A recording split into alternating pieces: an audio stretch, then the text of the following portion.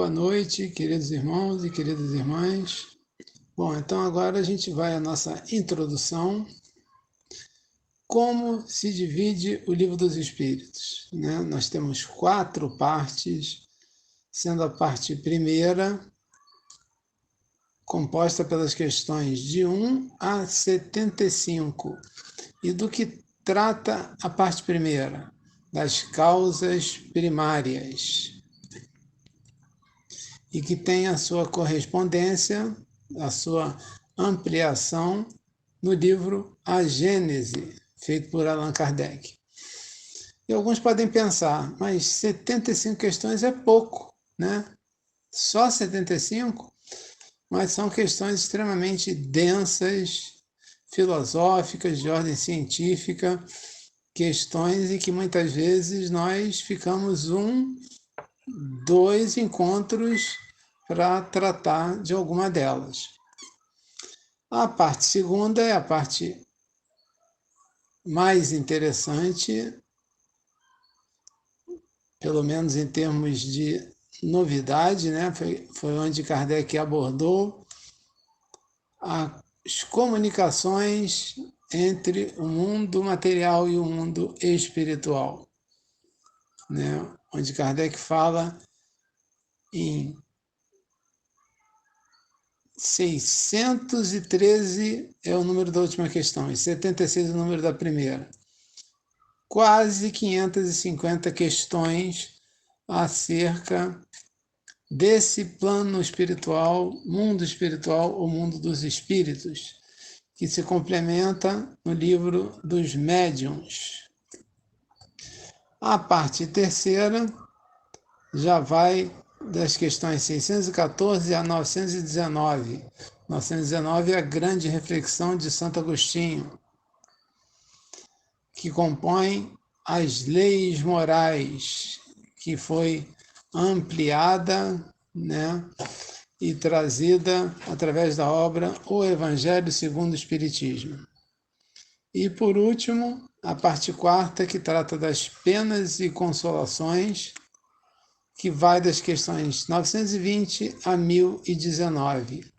Também podemos dizer que é uma parte pequena, né? Aproximadamente 100 questões, que foi também complementado no livro O Céu e o Inferno. E quem quiser se aprofundar um pouco mais na doutrina espírita, tem o livro As Obras Póstumas de Kardec, que foram escritos, né, que ele fez de forma tranquila, serena, sem nenhum tipo de obrigação, e ali nós vemos um outro Kardec, né, tratando de outros assuntos. É uma obra também interessante. Além, claro, dos volumes da Revista Espírita de Paris. Boa noite a todos. Mais uma vez, Marcelo, boa noite a todos. É um prazer estar aqui nesse sábado e ainda mais contando com a ilustre presença do nosso tricolor mais querido, Paulo César Fontes de Faria, feliz da vida com o Diniz. Vamos lá. Hoje nós vamos falar do assassínio, que é a parte 4 de Flagelos Destruidores. Né?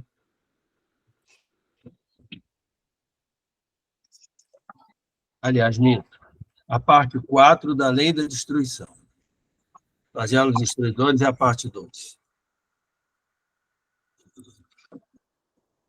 A pergunta feita por Kardec aos espíritos é a seguinte: o assassínio é um crime aos olhos de Deus? Então, ele está perguntando, né, se matar alguém é um crime aos olhos de Deus. Vamos pensar dessa maneira. A resposta é sim, um grande crime, pois aquele que tira a vida a um semelhante interrompe uma vida de expiação ou de missão, e nisso está o mal. Então, é interrompida uma vida neste planeta, e nós sabemos que, quando ele diz expiação ou missão, são as duas possibilidades de nós estarmos aqui, as básicas possibilidades, sendo que a maioria de nós está aqui por expiação. Nesse momento, faz lembrar o Senhor Jesus, quando ele diz que o escândalo virá, mas ai daquele, ou da mão daquele, ou pelo ato daquele que venha o escândalo. Então, os acontecimentos poderão ocorrer, mas isso não isentará aquele que o cometer. A perda do corpo físico e, portanto, a interrupção da nossa jornada aqui no planeta Terra é algo que, ao nosso ver, já está planejado como possibilidade, não como certeza.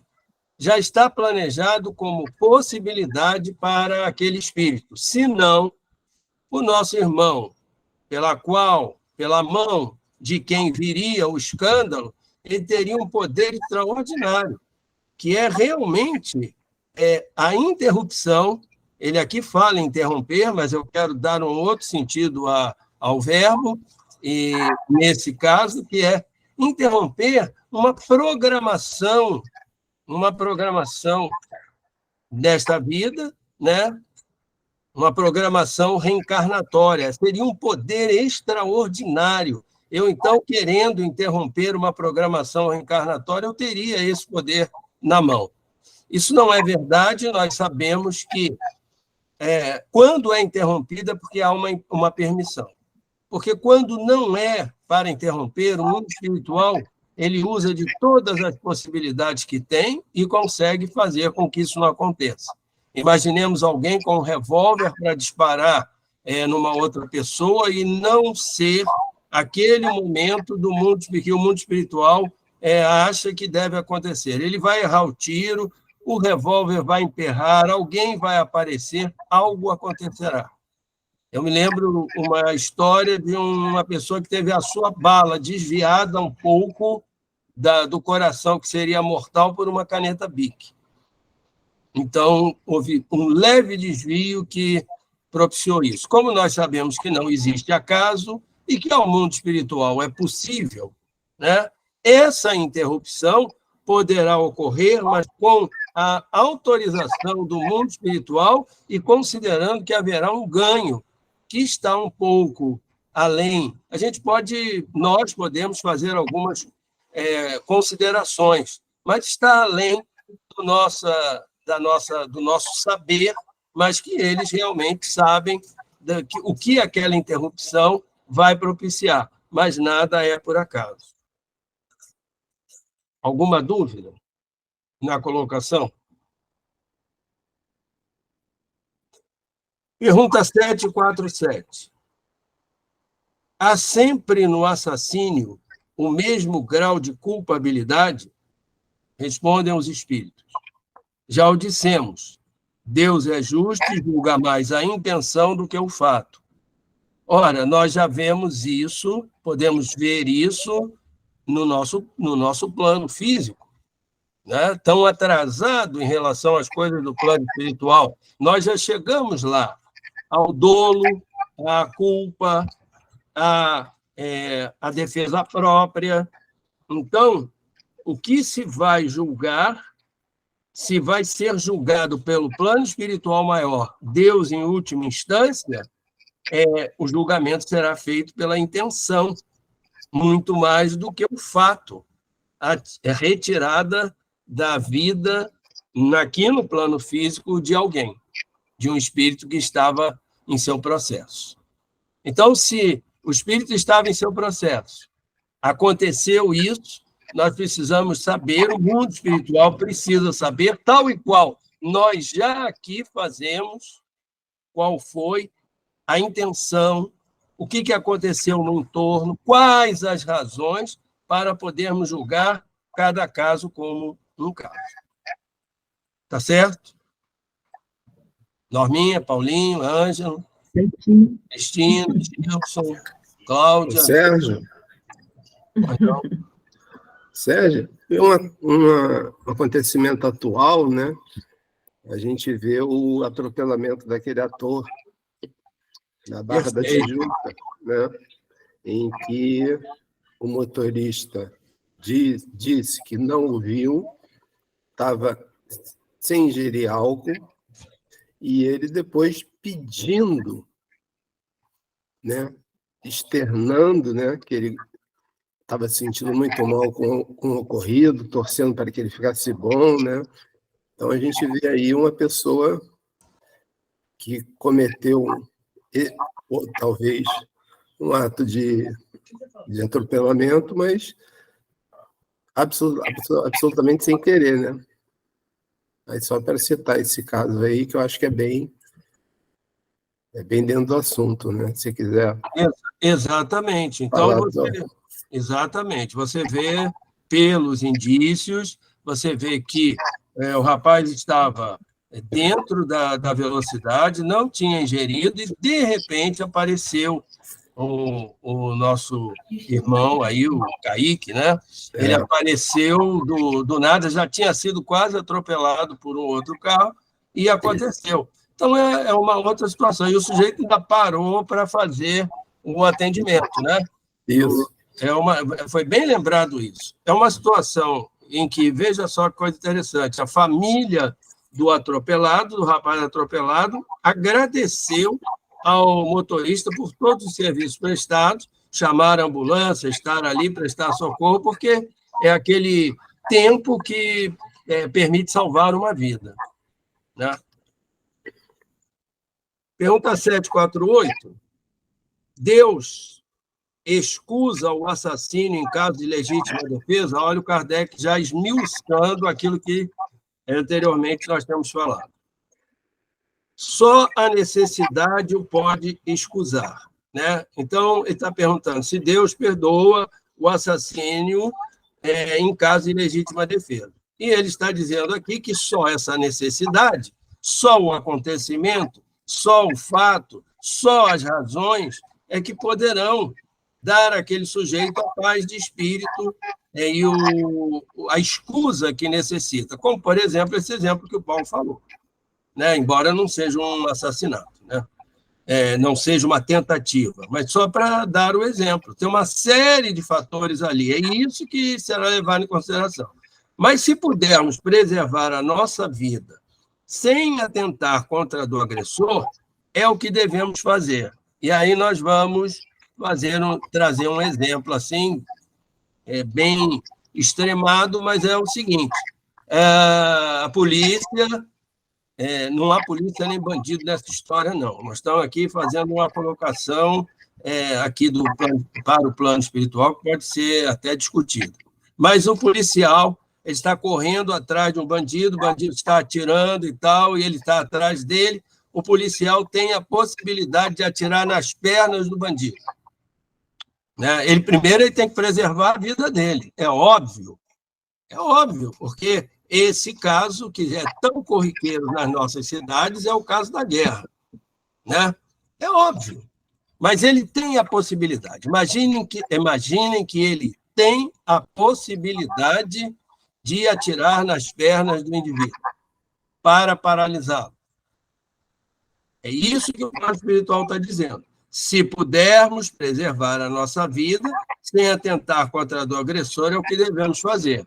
Obviamente, se ele está sob fogo cerrado, né? E ele, então, num lugar ali encurralado e tudo mais, o policial atira contra quem está atirando, é outra coisa. É o que o 749 vai falar.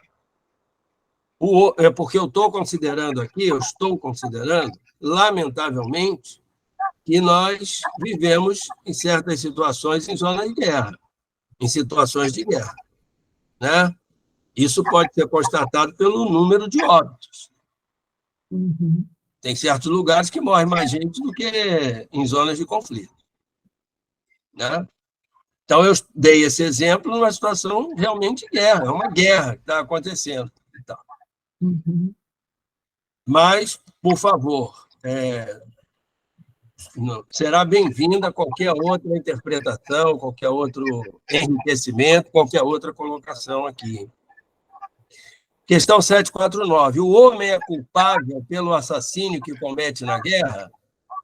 Olha a resposta. Não, quando é constrangido pela força, mas é responsável pelas crueldades que comete. São os crimes de guerra. Olha, nós já chegamos aí, mas é responsável pela crueldade que comete. Assim, também o seu sentimento de humanidade será levado em conta. Eu estava vendo, recentemente, revendo um filme de guerra. Estava revendo, chamado O Resgate do Soldado Ryan. Já ouviram falar nesse filme? Já. Então, na praia de Omaha, vão descendo daqueles navios, daquelas plataformas, os soldados americanos, nesse caso, estavam descendo para tomar a posição, e uma casa-mata alemã varrendo eles com a metralhadora, várias casas-matas ao longo da costa.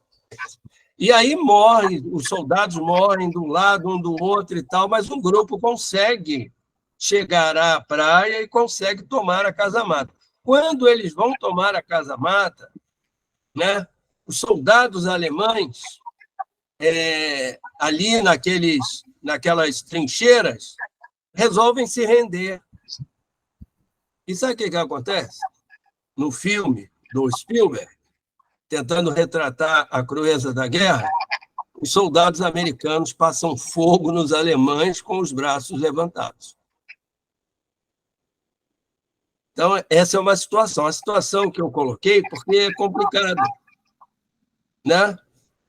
O sujeito vê os seus parceiros, seus amigos, caindo, tombando, e ali, tomado pelo ódio, pela raiva, por todos esses sentimentos, ele não tem compaixão, não tem complacência. No mesmo filme, mais lá na frente, eu estou dando spoiler do filme, agora que eu estou me ligando. Mas eu sei que vocês não vão ver um filme desse, então eu vou contar. No mesmo filme, mais lá na frente, um outro sujeito pede encarecidamente pela vida de um soldado alemão que está preso. E aí ele é libertado. Porque eles têm que continuar a missão, esse soldado alemão é libertado, e ele vai embora. E o que acontece? Numa outra frente de batalha, esse soldado alemão voltou para a tropa e está atirando e matando. Então, também não é à toa que Krishna vai falar com Arjuna, né? Enquanto ele é um soldado e ele está com as suas dúvidas a respeito da luta, da guerra. Não é isso, Paulinho? Isso. Então, veja como é um fato impressionante. E vendo esses filmes, a gente deixa vir a sombra e você vibra quando o soldado mata 300 alemães, você vibra. O cinema vem abaixo, a gente na sala da casa diz, que bom, ninguém fica, coitado, porque nós ainda temos esse lado dentro de nós aí. Lamentavelmente, eu pude constatar isso, inclusive, comigo. Questão 750, para não demorar mais. Qual é o mais culpável aos olhos de Deus, o parricídio ou o infanticídio? Se a gente for ao dicionário, se nós formos ao dicionário relativo à jurisprudência, né, o aspecto do direito penal, o parricídio seria a morte dos pais e o infanticídio, a morte promovida pela mãe, por exemplo, no período do puerpério ou logo ao parto, né? Então, qual é a resposta que eles dizem? Um e outro são igualmente, porque todo crime é crime. Ele não está diminuindo o fato de se matar um bebê. Ele está O fato está aqui. Ele está dizendo que matar um adulto, e no caso, na programação reencarnatória, pai ou mãe, é tanto quanto. Entende? Ele não está diminuindo o valor dessa situação do bebê e nem aumentando a do pai. Ele está igualando, ele está dizendo que todo o crime é crime. Por que essa pergunta logo em seguida é feita, né? É a 751, que é a última. Porque entre certos povos já adiantados do ponto de vista intelectual, o infanticídio é um costume e consagrado pela legislação. E aí os espíritos dirão o seguinte, que é a coisa mais importante aqui dentro desse contexto. O desenvolvimento intelectual não acarreta a necessidade do bem. Então, isso é fundamental. O desenvolvimento intelectual não acarreta a necessidade do bem. O espírito de inteligência superior pode ser mau. É aquele que muito viveu sem se melhorar. Ele o sabe. Então, repetindo, o desenvolvimento intelectual não acarreta a necessidade do bem. Então, não adianta você ler 50 livros e depois achar que era para Jesus mandar Pedro desembainhar a espada e sair cortando todo mundo. Não adianta. Não entendeu nada. Não adianta saber tudo de cor. Não adianta. Então, isso é muito importante para quem é espírita kardeciano, né, ou universalista, porque o espírita kardeciano, embora um número comparando com as outras religiosidades, é um sujeito esclarecido. É um sujeito esclarecido. Mas não quer dizer que seja o dono da verdade, não. E nem quer dizer que esteja caminhando com os ensinamentos do Senhor Jesus. O desenvolvimento intelectual não acarreta a necessidade do bem. Muita paz para todos. Fiquem com Deus. Então, queridos irmãos, linda apresentação do nosso Sérgio sempre, né? Vamos dar continuidade agora com o outro subtítulo, crueldade. A questão é a 752, que diz assim, olha, poder-se-á ligar o sentimento de crueldade ao instinto de destruição? E a espiritualidade responde, é o instinto de destruição no que tem de pior, ou seja, que ele está dizendo, destruir por destruir, né? Porquanto, se algumas vezes a destruição constitui uma necessidade, com a crueldade jamais se dá o mesmo. Ela resulta sempre de uma natureza má. Então, destruir por destruir vai revelar crueldade, vai revelar atraso naquele ser que faz isso, né? E ele está prejudicando o seu próprio progresso, não é? Agora, a gente sabe também que na natureza nada se cria, nada se perde, tudo se transforma, não é verdade? Lavoisier já nos fala isso. Então, a gente pode exemplificar quando a transformação constitui uma necessidade. E aí, rapidamente, a gente pode mencionar a árvore, não é? A árvore, ela tem utilidades várias, até para alimentação, não é? Para se comer o palmito, se extrai da onde, não é? Lá do interior de uma espécie de palmeira, não é? E a madeira é o principal produto que a árvore nos dá. Então, às vezes, há necessidade de derrubar a árvore para que se possa ter habitação, não é? Para que se possa ter celulose para fazer os papéis, para que se possa fazer embarcação. Então, são todas justificativas que não é destruir ou destruir, né? Então, a gente precisa pensar que a árvore também é uma espécie, né, que nos traz equilíbrio planetário. Por isso, jamais nos rendermos a destruir por destruir, né? Ela aumenta a umidade do ar, ela evita erosões ao longo dos rios, não é? Realiza fotossíntese. Então, são tantos os benefícios que a árvore nos traz, não é? Desmatar por instinto de destruição resulta sempre de uma natureza má, não é? Daqueles que estão atrasando o seu progresso evolutivo. Vamos a 753. Por que razão a crueldade forma o caráter predominante dos povos primitivos? Bom, nos povos primitivos, como lhes chamas, a matéria prepondera sobre o espírito. Eles se entregam aos instintos do bruto, ou seja, ao instinto animalizado, né?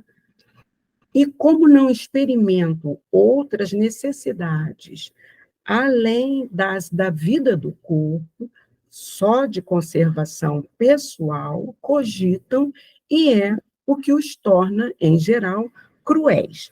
Vamos dar uma paradinha aqui, né, e refletir. Então, aqueles que se entregam só aos instintos animais, não é verdade? Miramês vai nos explicar que nos povos primitivos a matéria é mais bruta e o espírito, estando nas primeiras vivências na Terra, ainda não se capacitou no seu domínio. Então, ele vive sob a égide dos instintos. Ou seja, meus irmãos, é natural que tenha instintos mais próximos da animalidade nesse estágio, não é? Assim como não experimentam outras necessidades além das da vida do corpo, da conservação pessoal, em geral, se tornam cruéis.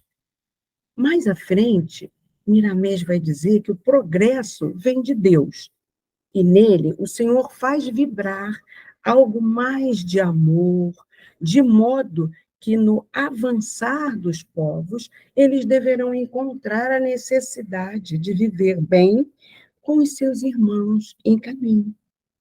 Que o tempo é que lhe dará força para maciar, se esse for o termo, as próprias faculdades inerentes à matéria.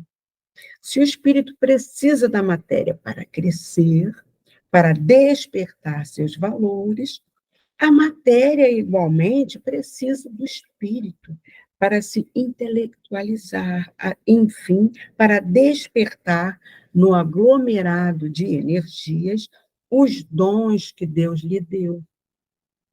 Assim, o bárbaro não não por sua culpa, mas porque está agindo segundo a lei da evolução, que atua nele e fora dele.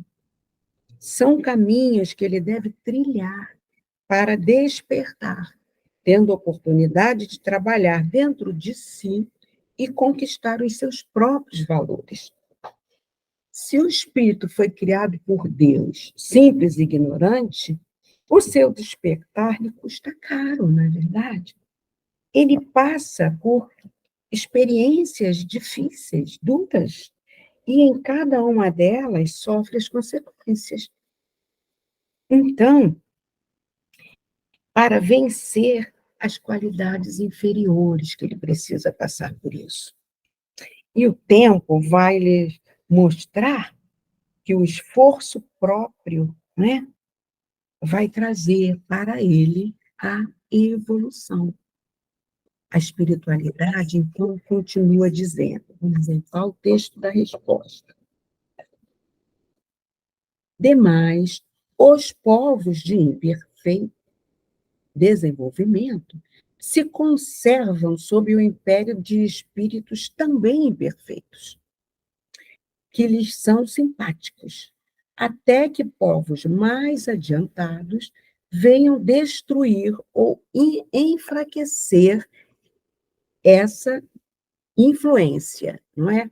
Então, à medida que o espírito vai desenvolvendo em si a centelha de amor que Deus depositou em seu coração, que vai ampliando o conhecimento das leis morais, naturalmente, à medida que coloca esses conhecimentos em prática, porque, como disse o Sérgio, não basta se intelectualizar, se não se transformar, não é? Ele vai sintonizar-se com espíritos mais evoluídos. Então, é preciso observarmos que a primitividade, ela não está no modo de vida enquanto sociedade e produção de bens materiais, mas do ponto de vista do espírito. O ser primitivo, porque ele pode estar intelectualizado e vibrando primitivamente, sintonizando com espíritos de baixo padrão vibratório, que vão cada vez mais sugerir-lhes que continuem, né, na crueldade. Em pleno século XXI, nações ricas que se consideram evoluídas pelo desenvolvimento tecnológico, né? Tem carros elétricos, TVs a cabos, smartphones, ruas limpas, eles não jogam lixo no chão, mas por ganância puramente material, em função de sua superioridade bélica, eles sobrepujam outros povos dominados. Então, onde ficou a prática das leis morais adquiridas? Com quem esses irmãos estão sintonizados? Como diz Mateus, no capítulo 6, versículo 21, onde está o teu tesouro, aí está o seu coração. O Jeff queria perguntar alguma coisa? Não? Então, vamos para 754, que ela vai aprofundar, né, no tema. A crueldade não derivará da carência de senso moral? Dize da falta de desenvolvimento do senso moral. Não digas da carência, porquanto o senso moral existe como princípio em todos os homens. É esse senso moral que dos seres cruéis fará mais tarde seres bons e humanos. Ele, pois, existe no selvagem, mas como o princípio do perfume no germe da flor, que ainda não desabrochou. Então, a gente vai parar aqui para refletir. O senso moral, então, existe como um germe divino na intimidade da nossa alma. São os talentos descritos pelo Evangelho de Jesus. São os valores da vida depositados por Deus no coração humano e espiritual, que obedecem ao progresso desses valores. O tempo dotá-lo-á de força para o seu despertamento, passo a passo. O senso moral nos homens primitivos se encontra dormindo ou dominado pela ferocidade. E existem homens ainda no século XXI dominados pelos instintos inferiores, pelas paixões materiais, não é verdade? coisas que os levam a esses desregramentos de crueldade. Quando ela se enfraquecer nesses homens, o dom divino começará a se aflorar no coração, como uma flor de luz, exalando o perfume da paz e do amor. Então, vamos à consideração de Kardec nessa questão. Em estado rudimentar ou latente, todas as faculdades existem no homem. Desenvolvem-se conforme eles sejam mais ou menos favoráveis às circunstâncias. O desenvolvimento excessivo de umas detém ou neutraliza o das outras. A sobre-reexcitação dos instintos materiais abafa, por assim dizer, o senso moral, como o desenvolvimento do senso moral enfraquece, pouco a pouco, as faculdades puramente animais. Então, meus irmãos, todas as faculdades se encontram latentes no homem.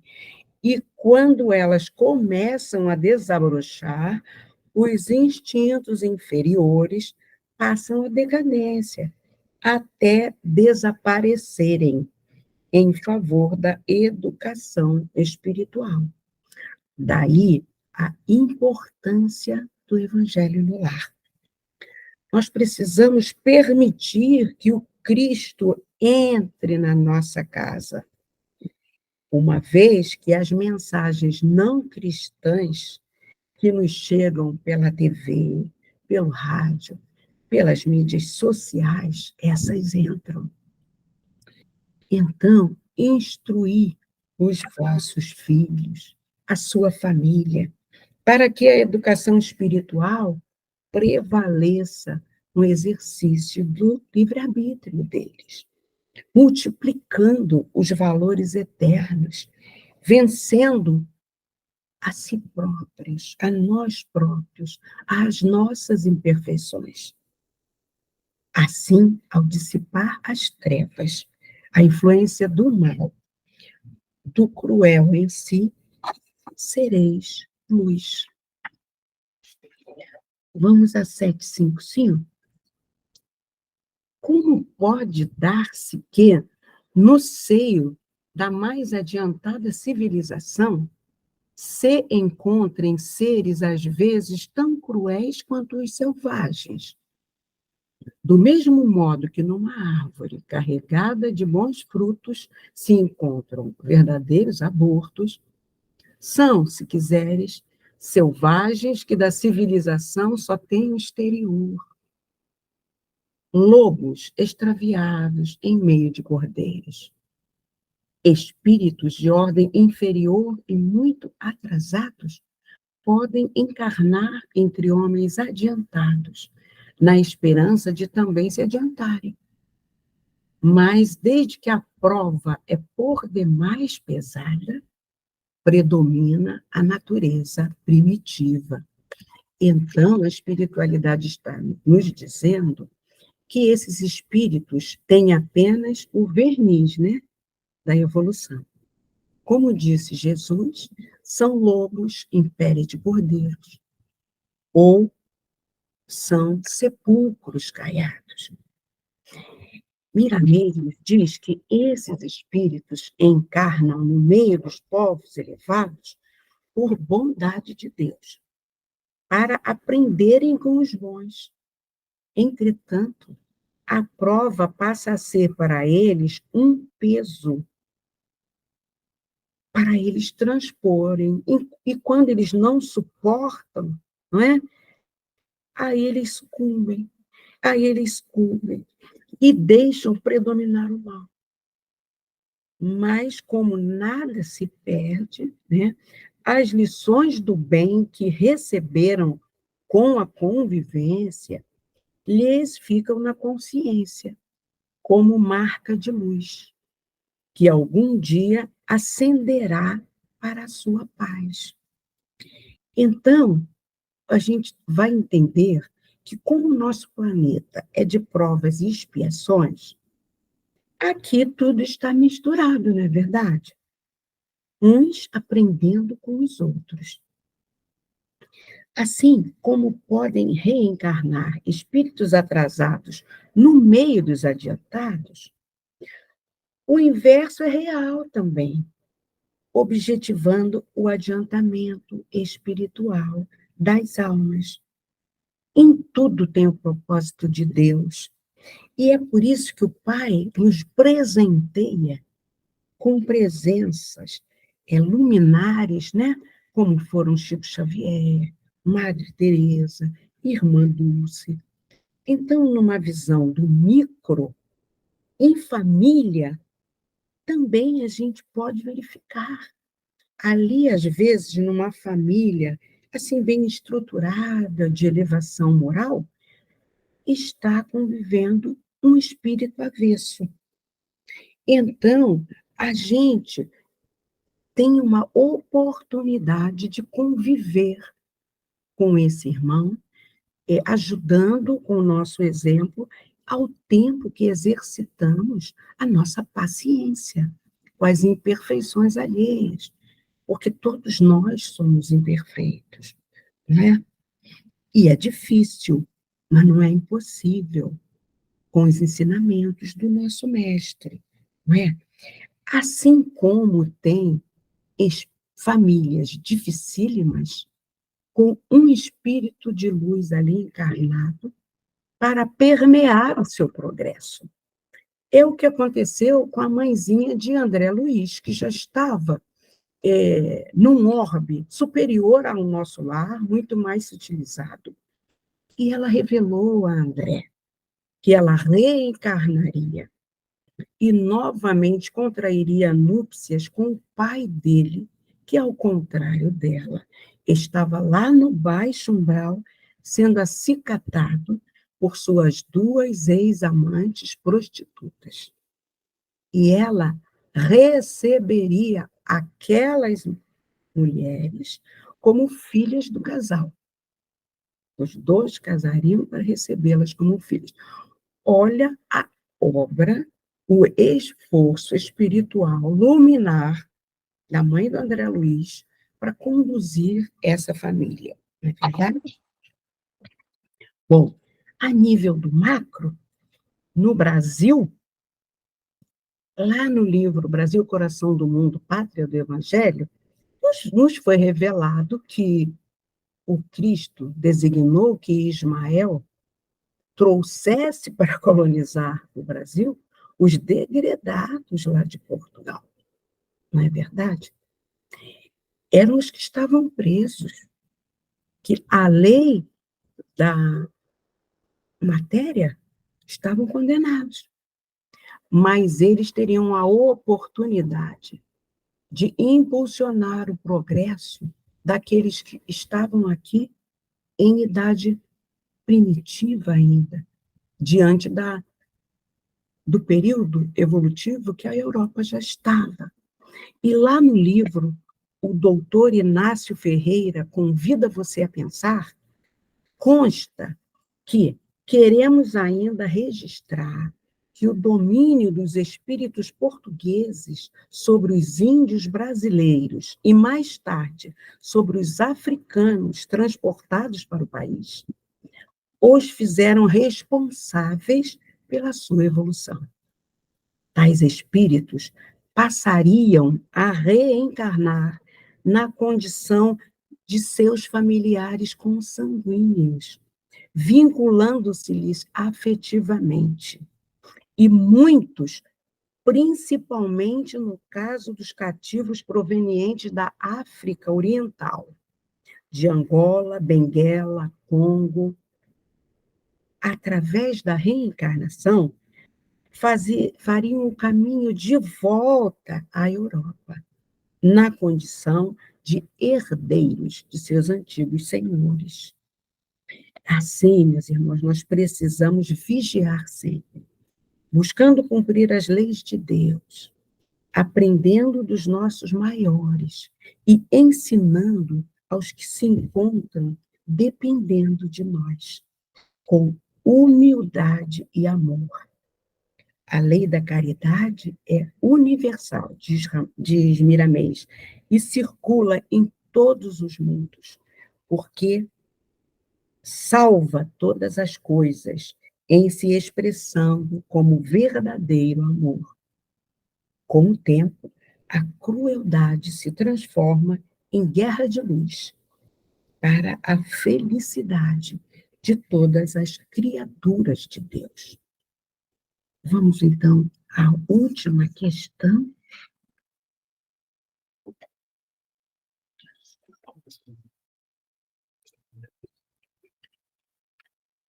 A sociedade dos homens de bem se verá algum dia expurgada dos seres malfazejos? E a espiritualidade responde: a humanidade progride. Esses homens em quem o infinito do mal domina e que se acham deslocados entre pessoas de bem, desaparecerão gradualmente, como o mau grão se separa do bem, do bom, quando este é joeirado. Mas desaparecerão para renascer sob outros invólucros. Como então terão mais experiência, compreenderão melhor o bem e o mal. Tens disso um exemplo nas plantas e nos animais que o homem ha conseguido aperfeiçoar, desenvolvendo neles qualidades novas. Pois bem, só ao cabo de muitas gerações o desenvolvimento se torna completo.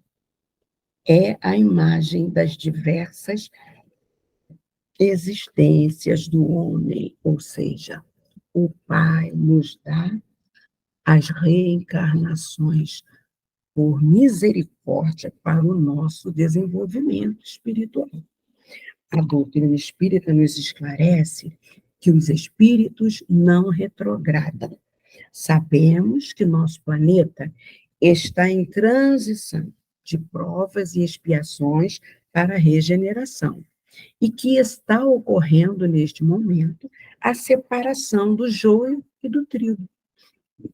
Assim, aqueles espíritos que permanecerem endurecidos, resistentes às transformações morais, então serão retirados, meus irmãos, para lugares que mais se afinam com os sentimentos deles.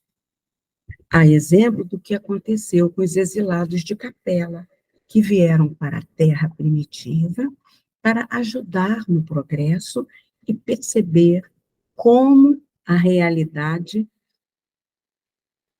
pode ser dura para aqueles espíritos que não quiseram progredir, mesmo com todas as oportunidades que a eles foram concedidas.